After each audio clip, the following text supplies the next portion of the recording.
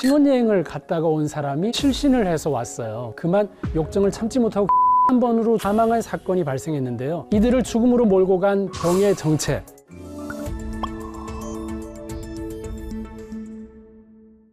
안녕하세요. 의학박사 서재걸입니다. 혹시 여러분은 로댕의 대표적인 작품 키스를 아시나요? 1886년 로댕은 단테의 신곡 중에 13세기 이탈리아의 비극적 주인공 파울로와 프란체스카의 실화를 담은 작품인 지옥문을 읽고 조각상을 만들게 됐는데요.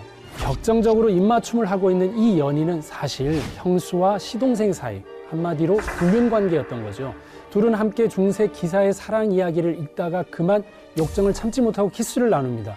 하지만 결국 두 사람은 이 한 번의 키스로 프란체스카의 남편이자 파울로의 형의 손에 죽임을 당하고 마는데요. 그런데 누군가의 손에 의해서가 아닌 키스 한 번으로 죽은 사람들이 실제로 세계 곳곳에 존재합니다. 그것도 병에 걸려서 말이죠. 이들을 죽음으로 몰고 간 병의 정체, 키스병에 대해서 알려드리겠습니다. 태어난 지 한 달밖에 안 된 아기가 낯선 사람의 뽀뽀를 받고 안타깝게도 사망한 사건이 발생했는데요. 그 죽음의 원인이 바로 헤르페스였습니다. 우리 몸의 면역이 떨어지면 헤르페스를 가진 사람의 감염 부위에 직접 접촉하거나, 즉 키스를 하거나 침을 통해서 전염이 되는데요. 헤르페스를 크게 1형과 2형으로 구분합니다.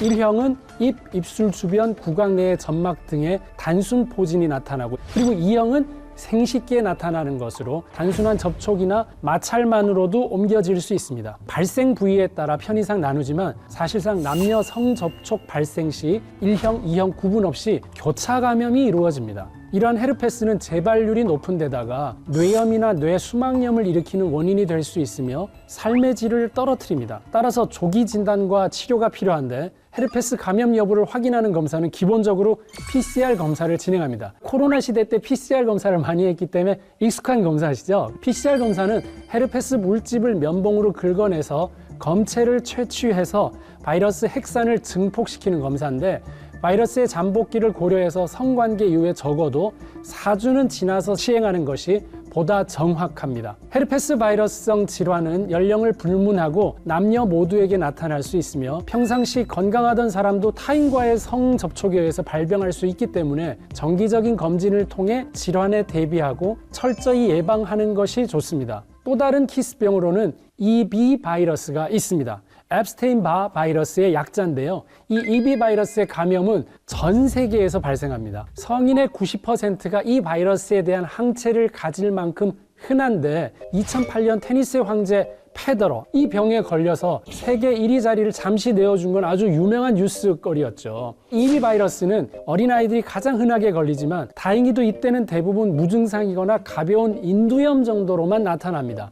그 다음으로는 청소년과 아무래도 키스를 많이 하는 젊은 성인들이 많이 걸리는데, 젊은 성인에서는 잠복기가 한 4주에서 6주 정도 되는데 피곤하고 근육통이 1, 2주 지속되다가 발열, 인후통, 림프절이 붓는 등의 증상이 나타납니다. 주로 목 뒤에 있는 림프절이 붓고 아프고 발진이 생기고 간과 비장이 커지기도 합니다. 합병증으로는 빈혈이 생기거나 급성으로 간염이 발생하기도 합니다. EB 바이러스는 암까지 유발하는 것으로 알려져 있습니다. 왜냐하면 우리가 바이러스에 공격당할 때는 면역이 떨어져 있을 때 아닙니까? 근데 이 면역이 떨어져 있을 때 하필 림프 쪽을 공격을 잘 한단 말이에요. 그래서 림프종 등을 비롯한 다양한 암을 유발할 수도 있는 겁니다. 그런데 EB 바이러스의 치료약은 현재로서는 없습니다. 보통 바이러스 치료약이 잘 없다고 봐야 됩니다. 왜냐하면 세균은 항생제가 있지만 바이러스는 본인 면역이 떨어지면 공격을 당하게 되는 거거든요. 그러니까 치료약이라기보다 예방이겠죠. 본인의 면역을 올리세요. 준비 잘 하세요. 이게 제일 큰 치료가 될 수 있겠죠.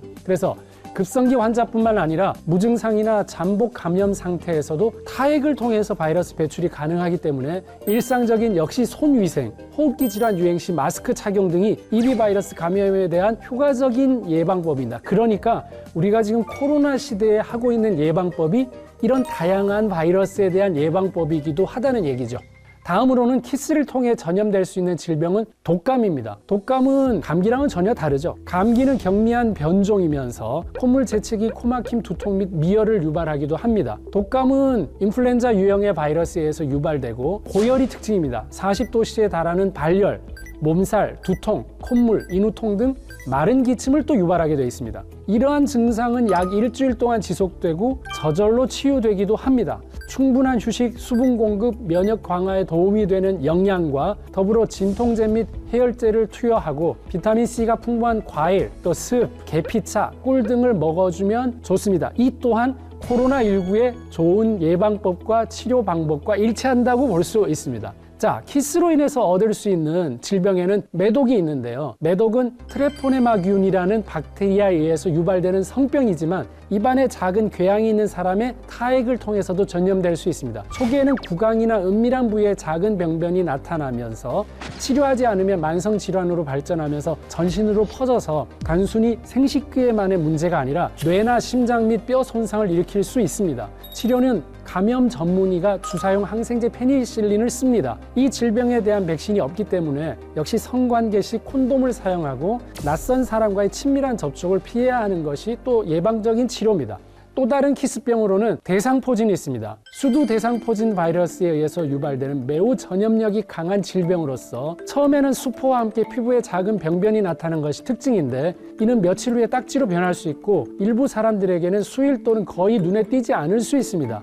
또한 한 열흘 동안 지속되는 신체 통증, 미열, 피로가 있을 수 있고 눈 주변에 또 대상포진이 와서 정말 심한 통증을 호소하는 분도 계셨더라고요. 자, 그래서 이런 분들의 치료는 일단은 휴식이고 수분 공급입니다. 그래서 우리가 이 링거를 통해서 하는 수분 공급이 굉장히 중요하거든요. 절대적인 휴식과 수분 공급이 집에서 하기가 사실 어렵지 않습니까? 그래서 짧게나마 병원에서의 치료가 필요한 부분은 이런 부분 때문이고요. 집에서 할 수 있다면 완전한 휴식, 아무도 건드리지 않아야 됩니다.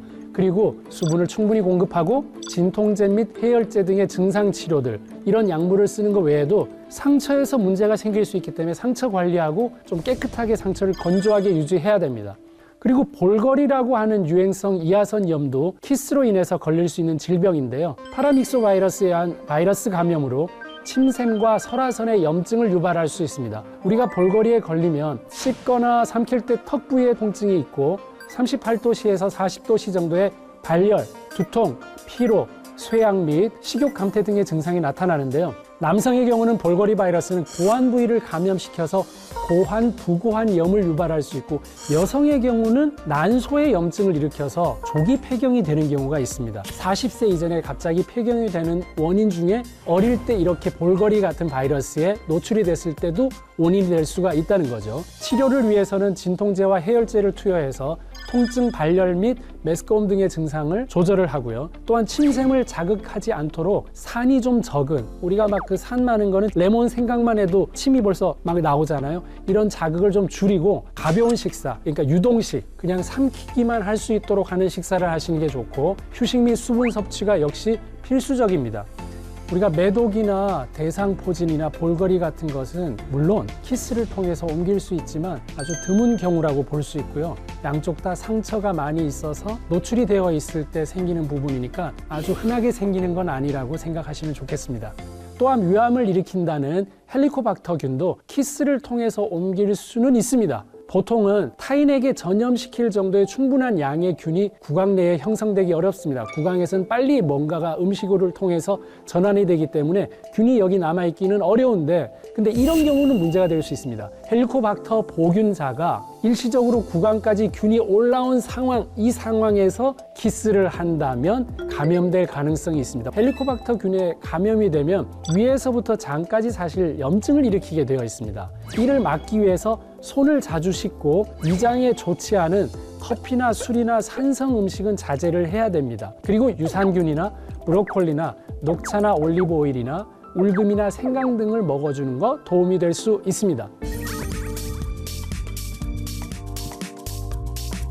키스 마크도 주의하셔야 된다는 사실 혹시 아시나요? 2020년에 중국에서 한 신부가 첫날 밤 갑자기 발작 증세를 보이더니 목숨을 잃었습니다. 2016년 멕시코시티에 사는 17살 된 소년, 집에서 식사를 하다 돌연 경련을 일으킨 후에 사망을 합니다. 사인은 너무 강력한 키스가 낳은 응혈 현상, 바로 키스 마크였다고 합니다. 한 군데 집중적으로 뭔가를 하면 피가 모여있는 응혈이 되는데, 이들은 피부를 너무 강하게 입으로 빨았을 때 피부 아래 미세한 모세혈관은 터졌고, 목에 생긴 응혈이 굳은 피가 피를 타고 올라가서 뇌까지 도달해서 경련을 일으켰다는 것인데요. 우리 드라큘라나 흡혈귀 자세히 보시면 어디를 주로 묵니까? 목입니다. 근데 목은 경동맥이 지나가는 곳이죠. 그래서 뇌나 심장에 영향을 주기가 쉽다는 거니까 꼭 기억을 하시는 게 좋겠습니다.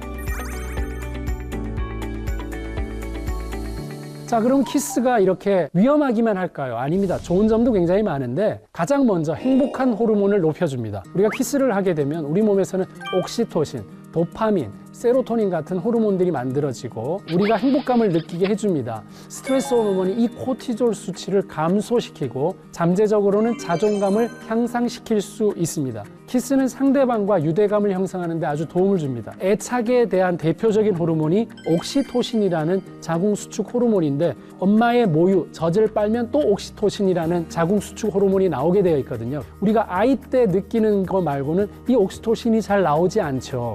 근데 키스를 하게 되면 이런 옥시토신이 나와서 애착감을 유발할 수 있습니다. 이러한 이유로 오래오래 사랑을 하려면 스킨십이 무엇보다 중요하다고 볼 수 있고요. 키스를 하게 되면 혈관을 확장시켜서 혈압을 낮추는 데 도움이 됩니다. 결국 키스를 하게 되면 확장된 혈관과 증가된 혈류로 심장 경련에도 좋고 생리통이나 두통도 완화시킬 수 있습니다. 생리통과 두통과 협심증 같은 심장의 통증은 결국은 혈관이 좁아져서 산소 공급이 안 돼서 생기는 통증입니다. 그러니까 혈관을 확장시키는 거는 다 도움이 될 수가 있겠죠. 그리고 키스는 치매 생성을 증가시켜서 플라그가 쌓이는 것을 막아줘서 충치를 예방합니다. 우리가 나이 들면서 침이 줄어들어서 건조해서 염증이 잘 생기는데, 이 키스가 침을 충분하게 만들어서 충치 예방할 수 있다는 겁니다. 이 밖에도 키스는 면역을 강화시켜 주는데, 알레르기 환자 총 24명을 대상으로 연인과의 키스를 한 후의 상태를 살펴본 결과, 알레르기 유발 항원에 반응하는 항체인 면역글로불린 E의 생성을 감소시키는 것으로 나타났다는 연구 결과도 있습니다.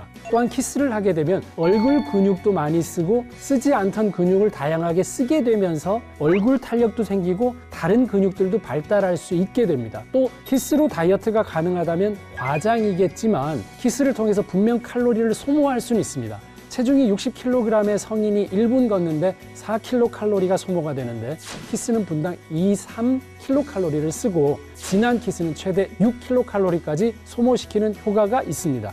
또한 키스는 태아의 건강에도 영향을 미칠 수 있는데요. 침 속에서 발견되는 사이토메갈로바이러스 CMV는 평소에는 아무런 문제를 일으키지 않지만 임신부가 감염되면 태아가 사망하거나 선천성 장애를 입을 정도로 위험한 바이러스입니다. 근데 키스를 하면 여성의 면역력이 커지면서 임신했을 때 태아가 CMV에 감염될 가능성이 현저히 줄어듭니다. 다른 사람이 가진 병원균을 교환하면 면역력을 높일 수 있다는 결론이죠.